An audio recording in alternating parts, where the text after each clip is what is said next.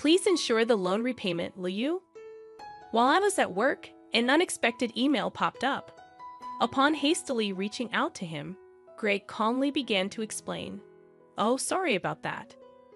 I've fallen for someone else and decided to start a new life with her. Furthermore, he revealed his plan to take the luxury car recently purchased in my name with a loan. Despite my attempts to dissuade him, my husband ignored me, abruptly ended the call, and became unreachable. In the end, Greg disappeared with his mistress, leaving behind a substantial debt. As a mother to our 10-year-old son, I never envisioned such an unfair situation. I found myself at a loss, unsure of what to do, my mind going blank. At 35 years old, my name is Hannah, and my husband Greg is the same age. We were a family of 3, including our intelligent 10-year-old son Ryan. Ryan had displayed remarkable intelligence from a young age, reading papers on the computer and seeking my opinion on complex topics.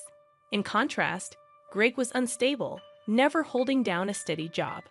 Despite my full-time job and concerns about our future, Greg had recently maintained a stable income for 3 years. Lately, Greg spoke of making memories as a family, leading us to decide on buying a $35,000 camper van. However, due to Greg's inability to pass the finance company's loan review, I ended up taking the loan for the car. On the eagerly awaited delivery day of the camper van, I received an abrupt email from Greg stating he would graciously take the delivered van since the loan was in my name, and I would handle the repayments. Confused, I called my husband immediately, only to hear him confess, "Well, I've fallen in love with another woman and decided to date her.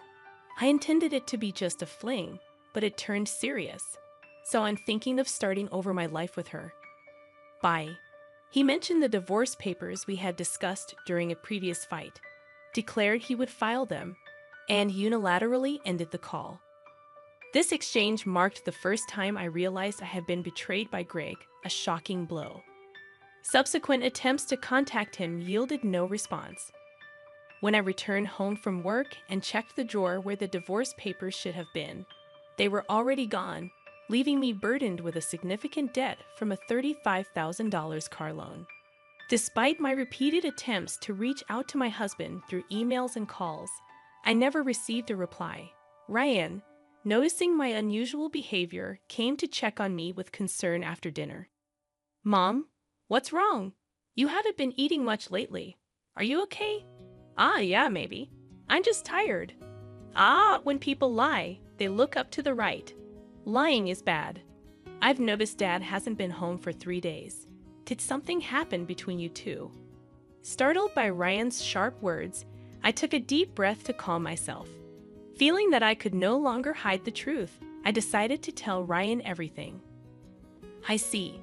It's just like Dad to do something like that. Aren't you sad?" "No, I kind of understood from how things were going." Ryan, seemingly foreseeing the future, appeared unconcerned about our parents' divorce, but I knew he must feel sad about it in his heart. While silently apologizing to Ryan in my mind, I worked desperately, trying not to think about the dreadful events. However, my body was honest, and gradually my health deteriorated. There was a training session planned at work that day, but I couldn't stand up and ended up squatting down. "Sorry, I can't stand up right now. I need to take a break." I heard my colleagues' voices full of concern, but I couldn't respond and collapsed. When I regained consciousness, I found myself in a hospital room. I received a diagnosis from the doctor that I needed detailed examinations, and I was admitted to the hospital. Hannah thought, "I feel so pathetic. It's supposed to be just emotional stress." Looking at the IV drip in my arm and the white ceiling of the hospital room, tears naturally started to flow. At that moment, Ryan, who is usually calm, rushed into the room with an extremely worried look, prompting me to quickly wipe away my tears. "Mom, what happened? Is it serious? You're not going to die, right?" "Of course not. I wouldn't leave my dear son alone." That's good, really. I was called by the school teacher and told that you were taken to the hospital." I was so shocked. My heart nearly stopped. Ryan is usually mature for his age, but he's still only 10. I felt a strong resolve to get better for his sake, but my condition was worse than I thought, and I was diagnosed with a serious illness. The doctor advised, "You should have surgery as soon as possible. Please make a decision quickly, following the doctor's advice." I underwent surgery, and by the time I was discharged, it had been a month since Greg had left. When I returned home and opened the mailbox, I found a demand letter for the car loan payment. Hannah thought the repayment should have been automatically deducted from my account. In panic, I checked the account balance with my cash card, and the balance, originally $20,000, was now only $33.90. Hannah thought, "Greg did this. I want to ask him to return the money, but I can't contact him. What should I do? Since I don't have the camper van, I can't sell it." After Greg left, everything seemed to be going in a bad direction, and my mood sank deeper. Seeing me saddened by my series of misfortunes, Ryan put his hand on my forehead. "You look pale. Are you feeling sick again? You don't seem to have a fever, though." "I'm fine physically, but you see, your father not only took the car, but also all the money we had saved. I can't work yet due to my physical condition, and now we have no money. I'm at a loss." "I see. Then I'll deliver newspapers, and I'll search the internet to see if there's any work I can do." Encouraged by my 10-year-old son, I told myself that it wasn't the time to be down. "Sorry for worrying you. I can't afford to be weak. I'll change my mindset and try to do whatever I can," I said, smiling at him.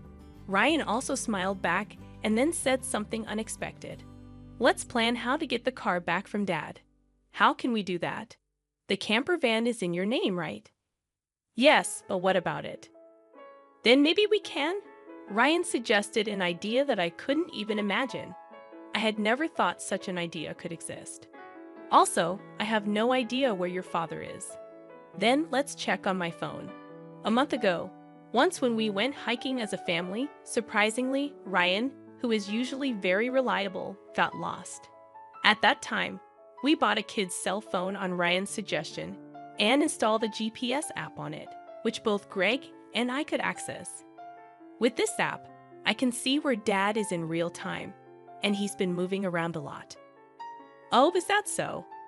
But what if we find him, and he just says something vague and escapes again?" As I pondered this, Ryan smiled and made an intriguing suggestion. "Don't worry, I've already taken precautions." "What did you just say?" To my astonishment, Ryan had acted independently while I was in the hospital, achieving something unbelievable. I thought, I can't believe such a smart child came from me.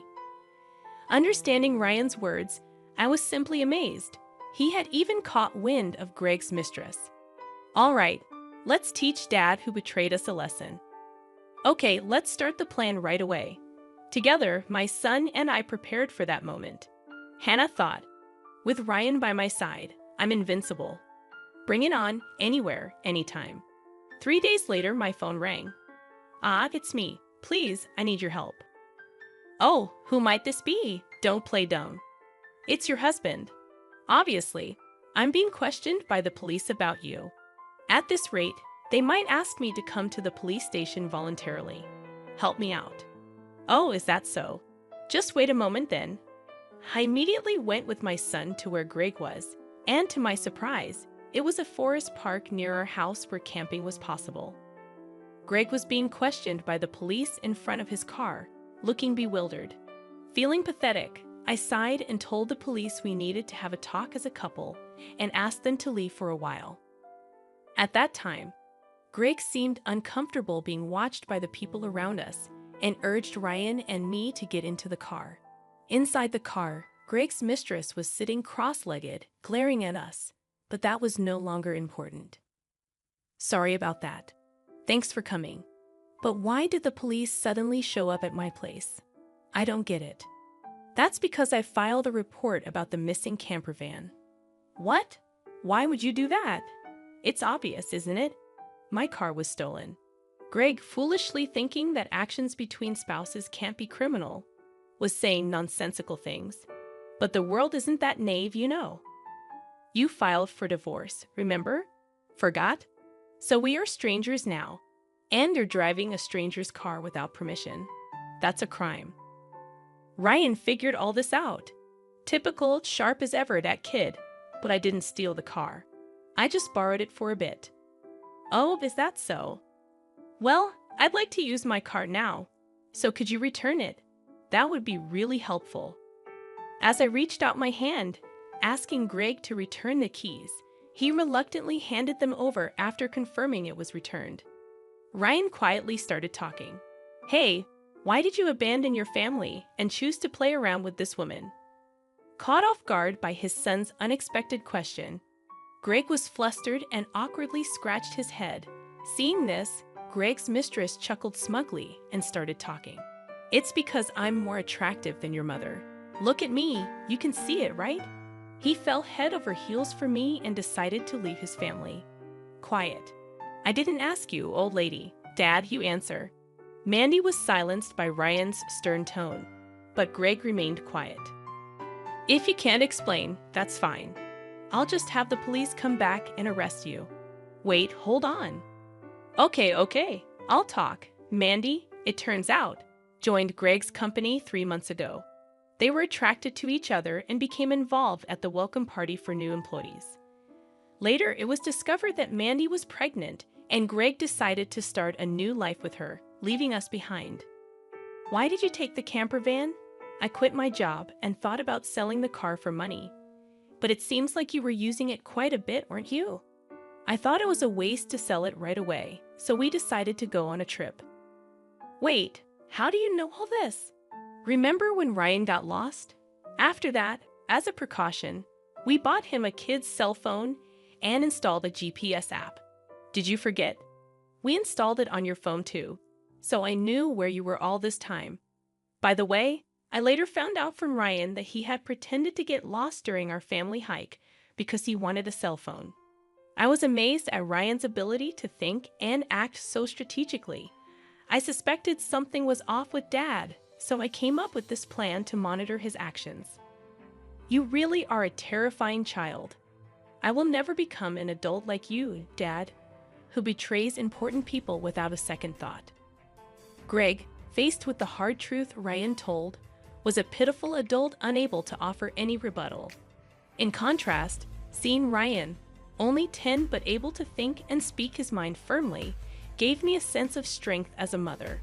I felt I couldn't lose, especially in settling things properly. Also, return the $20,000 you withdrew from my account right now. That was our joint property as a couple. I don't have to return it. No, it's not that.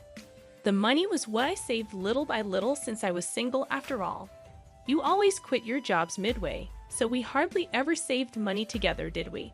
I was appalled to hear that the $20,000 had been squandered by Greg and his mistress. It was the moment I felt relieved about divorcing him. So that's how it is. But if you stole and used the car and my money, that's going to be a serious crime. What? I just sent the police away, so it's not their business anymore, right? I only said we would talk. I have no intention of withdrawing the complaint. I must add the theft of my money to the report. Mom, should I call the police now? I can do it with just one button on my phone. Mandy, Greg's mistress, had been watching our conversation but quickly tried to get out of the camper van. At that moment, she let out a scream that echoed around. The reason was that outside the car door, Mandy's parents were standing there, faces red with anger, about to explode in fury. Startled, she stepped back as her parents yelled at her. "Ah, I'm sorry. Don't be so angry. But why are you here, Mom and Dad? I called your parents beforehand." What? Why? The truth was, during my hospital stay, Ryan had visited Greg's office and tearfully told him, "My dad left the house with a woman we don't know, and my mom collapsed." Seeing Ryan's sorrowful and frail state, the people at Greg's office suspected Mandy, who had left the company with Greg, and gave Ryan her parents' address. Greg and Mandy had been overly friendly at the office, and there were photos showing them together at the welcome party for new employees, looking like a couple. After learning from the office people that you commuted from your parents' house, Mandy's parents were standing there, faces red with anger. I went there with your photo, and your parents came out when I visited. Then I told them everything that had happened. So today, I contacted Mandy's parents and asked them to wait nearby for a while. How could you do this to me? The worst. I don't want to hear that from you. That's my line. By the way, your stomach seems quite big. When is the baby due? In 3 months. What? Wait a minute. That doesn't add up with when you met my husband. You two met only 3 months ago, right? What's going on? It's not time for the baby to be born yet. Greg, hearing this for the first time, stared at Mandy, eyes wide. Wait, what does that mean? Are you stupid? Don't you get it? It takes about 9 months from conception to birth, which means the child she's carrying isn't yours. You're so foolish. What do you mean, Mandy? Have you been deceiving me? Ah, I almost got away with it. Can't help it now that I'm caught. You're so naive. You can't see through lies at all. Really, a fool. Don't mock me. My whole life is ruined because of you. What were you thinking? Greg and Mandy started an ugly argument, but nobody intervened, letting them have it out. Meanwhile, we contacted the police again to explain the situation. As it began to get dark, the forest park was brightly lit by the red lights of the police cars. No, really, I was wrong. I was truly wrong. I'm sorry. I'll work hard and never cheat again, so please just don't arrest me, Dad. People don't change that easily, especially lazy people like you. Exactly, Ryan's right. I can't trust you at all. Reflect on your actions and pay for your crimes at the police station. If I get arrested, I won't be able to pay back the money. Is that okay with you? I don't mind. Pay me back after you've atoned for your sins. Take your time, don't worry. I've already found you a place to work. Let's see, there's Ryan's child support plus the $220,000 you stole from me. I'm not sure how much it will all add up to, but you'll work and pay it all back. I had one last thing to say to Mandy the mistress. You might think you're just an onlooker, but don't forget you're an accomplice to Greg's theft. Be prepared for that. When I told them that Mandy would have to pay if Greg couldn't return the stolen money, she shivered in fear. Mandy asked her parents for help, but they refused, saying, "We disown a daughter who causes trouble for others." Thus, Greg and Mandy were taken away in a police car together. Thanks to Ryan's smart strategy, we were able to punish Greg and his mistress, Mandy. Though they were released from detention soon after, they faced a hefty payment to me. Through a lawyer, I claimed $20,000 in damages. Additionally, I made Greg agree to pay $500 a month in child support for Ryan. I introduced Greg to a subcontracting factory of the company I work for. The support and other charges I claimed from Greg would be deducted from his salary and paid into my account. I also sold the camper van and was freed from the auto loan. Since then, my health has improved remarkably, and I am now energetically committed to my job. Ryan has been actively helping with household chores and errands. I want to keep moving forward strongly so that Ryan can pursue the path he loves without giving up.